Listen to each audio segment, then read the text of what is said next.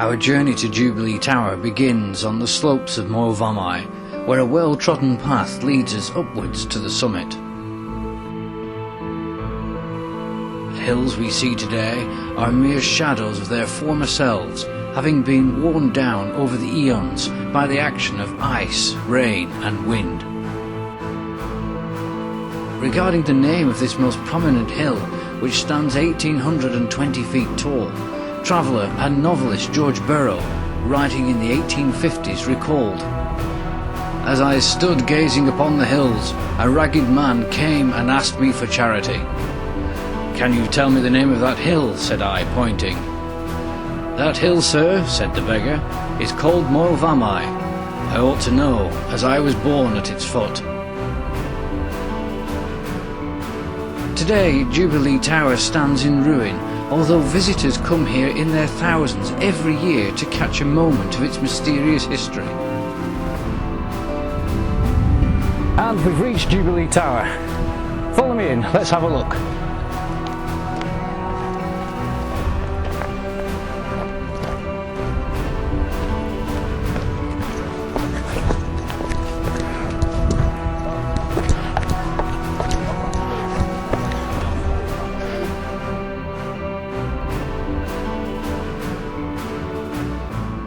Moel Fammau, the Mother's Mountain.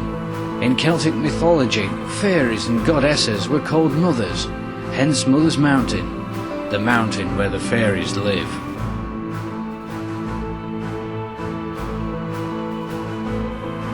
Around 3,500 years ago, the slopes of Moel Fammau were used as a sacred burial ground by people of the Middle and Late Bronze Age, the Beaker people. Indeed, many ancient tribes have lived on the mountain slopes above the groves of oak and hazel which once grew there in profusion. Jubilee Tower on top of Moel Fammau was built in 1810 to commemorate the 50th year of the reign of George III and was designed by the architect Thomas Harrison. Alas, on the 1st of November 1862, the great 115-foot tall tower collapsed during a great storm, some say an earthquake. And although some half-hearted attempts were made to rebuild it in 1863 and 1887, the tower has ever since been a ruin. This is also a very haunted Jubilee Tower. There is a story of two people, a young couple from Flint, who visited this tower and saw a ghost. It was no ordinary ghost, but a young girl in a blue dress. And as they approached the tower, she disappeared, just like an apparition. But ghosts, they're not real, are they? Wait, what's happening?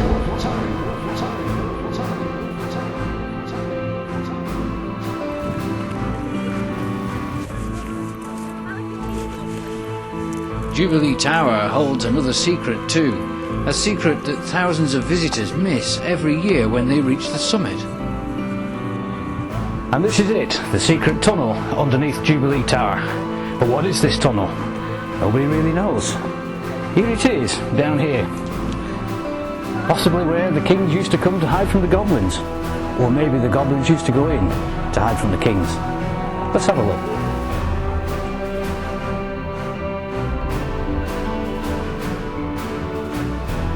Inside, a small, well-made tunnel exists, which extends backwards around 20 feet, where there is an apparent random collapse. But what is this tunnel for, and where did it lead? How many of these annual visitors really know what happened here?